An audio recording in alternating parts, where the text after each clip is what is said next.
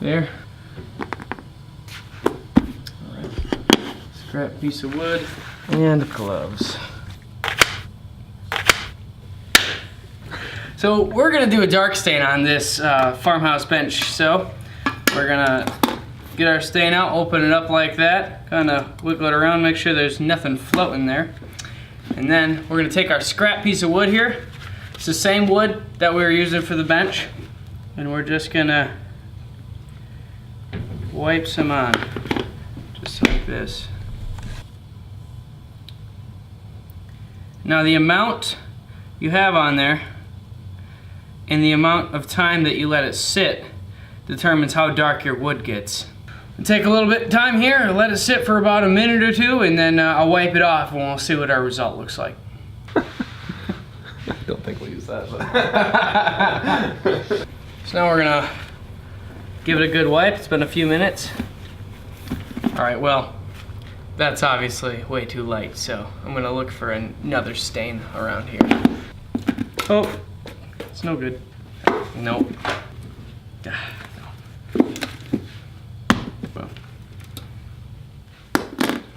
Man, all these are jelly. What is this one? Ooh, that one's pretty. Since this is still the same wood, I'm just gonna use the other side. And we're gonna, actually first, important, get a big gallon of stain like this, always wanna stir it. When you're staining, make sure you use, or are wearing a shirt or in pants and stuff that you don't mind getting ruined, because sometimes you splash some stain and the stuff does not come out of your clothes. That dark color right there is what I was looking for. If you like this color, we'll have a link in the description.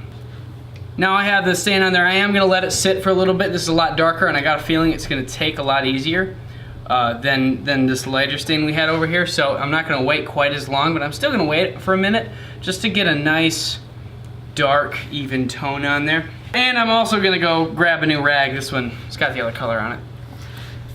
Okay, we're ready to wipe it off, see what our color looks like. All right, that's what I was looking for, that nice dark, deep brown. So that's what our farm bench is gonna end up looking like. So that's cool, that's exactly what I was looking for.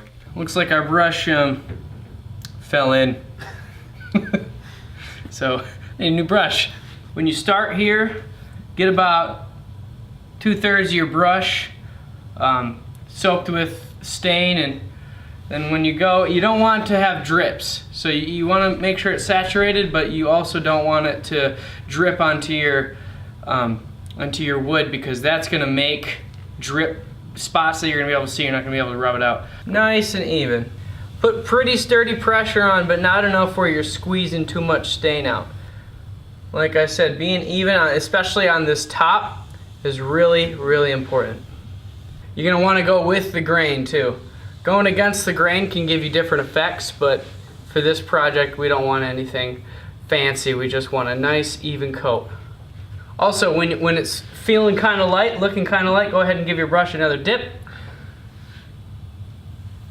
And try and match that stroke pattern as best as you can. So I'm gonna start with just the top here, and then we're gonna rub it off and make sure it all looks good. And then we're gonna do the rest of it. With the ends like this though, you wanna get the stain on there and it soaks up a lot more. So you wanna get the stain on there and then wipe it right off, because it will be way darker. The pressure of how hard you wipe the stain off to also determines the color that it leaves. The more pressure you put on your rag, the more color it's gonna take off. So it's really personal preference. You can do it however you want.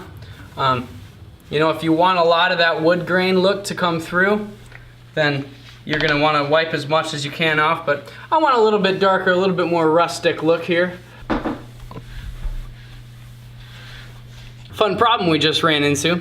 If you can see on the top of this, stain looks really nice, but when I went over it with the orbital, it still left some swirls that I couldn't see before I stained it. So this is also personal preference. If you like the swirls in there, you can keep them in there, but I don't really like the swirls, so I'm gonna go back over it with a sanding block. and then we'll start the staining process again. All right.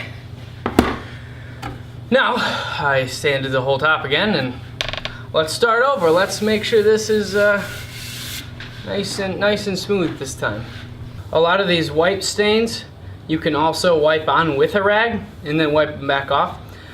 It's personal preference. I like to do it with a brush because it gives a lot more even tone. Oh yeah, that's way better. Thanks for watching, guys.